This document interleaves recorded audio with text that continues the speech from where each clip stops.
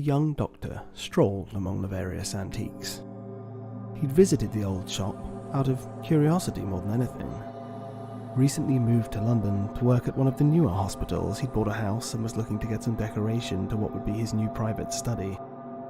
He was working on a paper at the moment as well, one that would set him apart from many of the other members of his profession and certainly garner him the respect he knew he deserved. He specialised in trauma and had read some very interesting papers over the last few months that were truly inspiring his research. As he looked along the dusty shelves lined with books and crude-looking ornamentation, nothing really took his eye, but then he saw something. A painting. It was of a ship that was caught in a violent storm. The detail was incredible. It was a masterpiece, managing to capture the futility of men's struggle against the elements. He could almost imagine being there. It reminded him of himself in a way, struggling against a tide of skeptics and people that dismissed his work as fanciful. There was no name on it, and it wasn't dated. After locating the shop clerk, he inquired about it.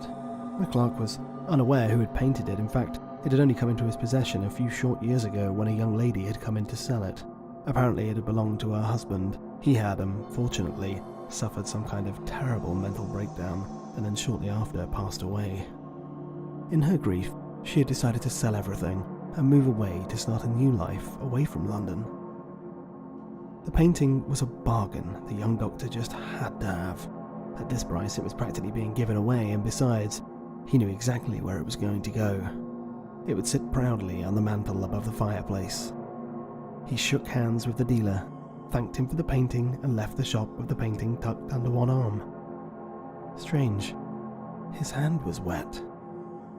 He wiped it on his trousers and smiled. The dealer must have just washed his hands and not dried them properly. It didn't matter. He'd got his painting and was headed home, and then maybe off to the library to do some research for his paper.